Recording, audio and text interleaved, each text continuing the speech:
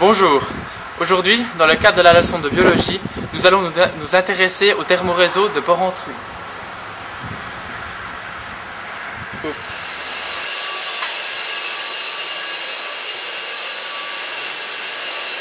Alors nous voici ici au thermoréseau avec un des responsables.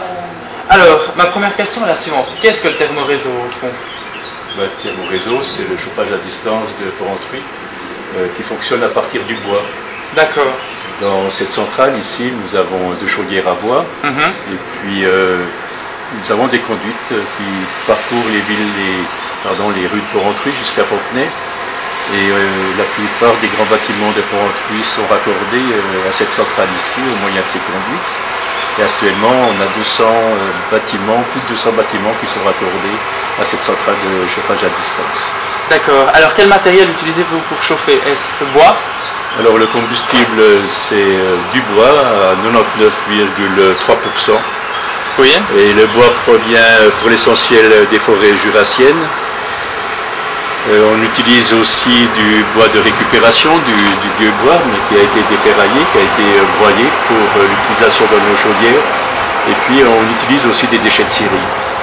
D'accord. Donc tout ça, ça s'inscrit dans le principe du développement durable, et puis dans la réduction des gaz à effet de serre, du CO2, puisque quand on brûle du bois, eh bien, la combustion du bois ne produit pas plus de CO2 que si on laisse pourrir ce bois en forêt. D'accord. Donc le thermoréseau de Porrentruy permet d'économiser 8000 tonnes de CO2 par année dans notre région. Donc on peut dire que c'est un bon investissement. C'est un investissement au niveau écologique très intéressant. Et puis au niveau financier, avec l'évolution du prix du mazout, il est devenu extrêmement intéressant aussi. Actuellement, on peut dire que le chauffage par le thermoréseau coûte environ 25% moins cher que le chauffage au mazout. Ouais. Donc c'est un prix conséquent pour l'installation quand même. Pour l'installation, mais en fait nos coûts d'installation sont comparables, concurrentiels avec le coût d'un chauffage au mazout. En fait, c'est le prix du marché. Dès le moment où on demande un prix plus élevé que pour une installation équivalente au mazout, eh bien on ne passe pas. Et pour être concurrentiel, pour pouvoir raccorder, eh bien on s'adapte au prix du marché. Et puis on tourne comme ça. D'accord. Merci pour ces informations.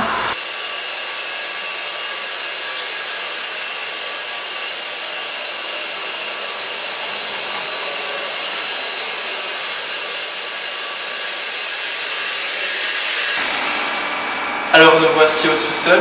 Alors j'ai une question, donc ce bois c'est celui que nous avons vu en haut, mais où va-t-il être acheminé? Je voudrais d'abord rappeler que le bois a été déchiqueté ce matin ou bien hier par notre déchiqueteuse. Il a été amené ici par camion, déversé dans les silos journaliers qui sont derrière cette paroi ici. Et puis au fond des silos, il y a un système de racloir qui ramène les copeaux sur une bande transporteuse, sur une chaîne si on veut. Et cette chaîne transporte les copeaux jusqu'à l'intérieur de la chaudière. D'accord.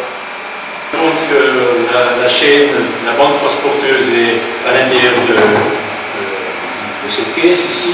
La chaîne amène les copeaux comme ça et elle repart à vide pour se remplir. Les copeaux tombent dans un puits jusqu'à la hauteur de ces sondes, et quand le niveau des sondes est atteint, eh bien la chaîne s'arrête de tourner et les poussoirs au fond du silo arrêtent aussi de bouger.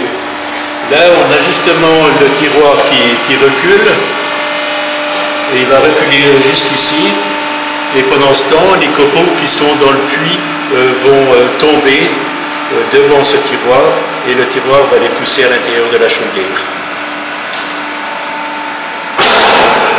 Voilà, la chaîne se met en marche parce que le niveau des copeaux a baissé dans le puits.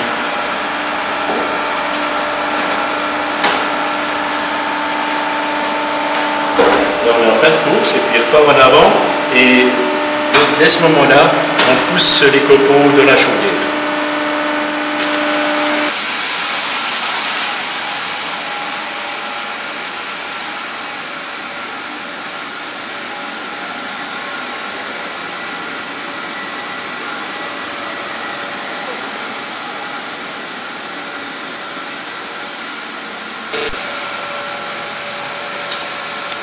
Donc voilà en fait où sont finis tous les copeaux dans la chaudière.